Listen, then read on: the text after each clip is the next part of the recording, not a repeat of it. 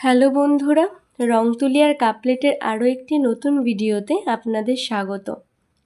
বাড়িতে ছোট করে জন্মাষ্টমী পালন করেছিলাম, সেটার কিছু মুহূর্ত আপনাদের সঙ্গে শেয়ার করলাম। জানি জন্মাষ্টমী পুজোর অনেক নিয়ম আছে, অনেক আচারবিধি, মন্ত্রপাঠ, ঠাকুরমশাই এসে পুজো করেন, তবে সেটা যথাযথ। তবে কি বলুন তো, ভক্তির কাছে বিধিনিষেধ নিয়মকানুন সবই তুচ্ছ। হ্যাঁ, এখন আপনারা বলতেই পারেন, তুমি ভক্ত সুদামা বা প্রহ্লাদ মনে করো নিজেকে? না, অতি বড় দুঃসাহস নেই। তবে হ্যাঁ, শ্রীকৃষ্ণ আমার ধ্যান জ্ঞান। যখনই খুব মন খারাপ হয়, মনে হয় দেওয়ালে পিঠ ঠেকে গেছে, সব কিছু থেকে পালাতে চাইছি কিন্তু পারছি না, তখন মাধবী আমার শেষ ভরসা।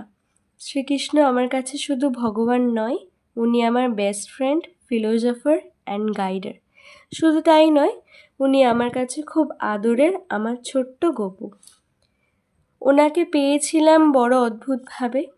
একদিন শোকেস পরিষ্কার করতে গিয়ে গপু সোনার মাটির মূর্তিটি পাই, যেটা মা শান্তিনিকেতন থেকে এনেছিল বহু বছর আগে। অন্যান্য শোপিসের সঙ্গে গপুকেও রয়ে গিয়েছিল। যখন ওনাকে খুঁজে পাই, আমি তো এক ধরনের নাছোড়বান্দা। নিয়ম করে দুবেলা ওর যত্ন নেব। সেই থেকে শুধু ধরে বেঁধে সাধ্যমতো বিস্কুট, লজেন্স, মিছরি যা জোগাড় করিয়েছে তা ভগবানকে নিবেদন করেছি। তারপর মা একদিন দেখি আমাকে সারপ্রাইজ দিল, এক পিতলের গপুর মূর্তি এনে দেয়। এরপর থেকে আমার আর আটকায় আর কি। ধীরে ধীরে গপুকে নিয়ে নানা রকম বায়না মেটাতে শুরু করে আমার মা। একে একে খাট কিনে দেওয়া, জামা কাপড়, আরও নানা রকম জন্মাষ্টমীর দ্রব্যাদি থেকে শুরু করে পঞ্চামৃত দ্রব্যাদি, 8 কড়াই ভাজা, 8 রকমের মিষ্টি, এছাড়া লুচি, 5 রকমের ভাজা, সব কিছুই মা একার হাতে আমার জন্য তৈরি করে দেয়। এছাড়াও আছে নারকেল নাড়ু, তালের ফুলুরি, ঠিক যেন ছোট বাচ্চার একটি জন্মদিন পালন করা হচ্ছে। বিয়ের পরও গপুকে কাছছাড়া করিনি।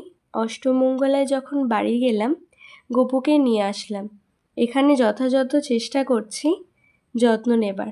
হ্যাঁ, অনেকেই বাধা দিয়েছিল, কারণ অনেকেই বলেছিল বাপের বাড়িতে থাকা গোপালকে বিয়ের পর শ্বশুরবাড়িতে নিয়ে যেতে নেই, কিন্তু আমি শুনিনি, কারণ ও আমার বড্ড আদরের, তাই আমি ওকে নিয়ে চলে এসেছিলাম।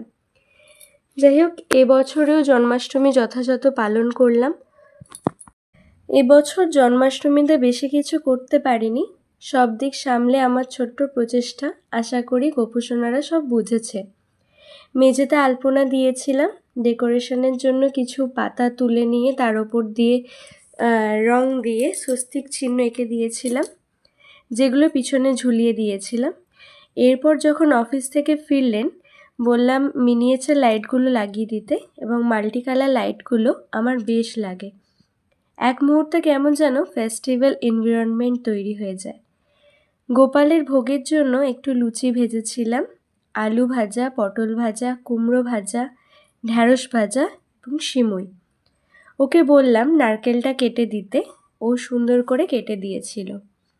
এরপর একে একে ফল, 8 রকমের মিষ্টি, ক্ষীর, ছানা, মাখন সব সাজিয়ে দিলাম। নাড়ু সব কিনে এনেছিলাম, বাড়িতে বানাতে পারিনি। নারকেল নাড়ু, তিলের নাড়ু, তালফুলুরি, ছোলা কড়াই ভাজা, চাল ভাজা সব ভগবানকে নিবেদন করেছিলাম। ছোট্ট গপুকে চকলেট না দিলে হয়, তাই আগেই দেখেছেন চকলেটও নিবেদন করেছি। এরপর আস্তে আস্তে ধূপ ধুনো দিয়ে প্রদীপ জ্বালিয়ে ভগবানকে আহ্বান করে ক্ষমা প্রার্থনা করেছিলাম যে আমার যদি কোনো ভুল ত্রুটি হয়ে থাকে, তুমি আমায় ক্ষমা করে দিও। ভগবানের কাছে প্রার্থনা করি সবাই যেন ভালো থাকে, সুস্থ থাকে।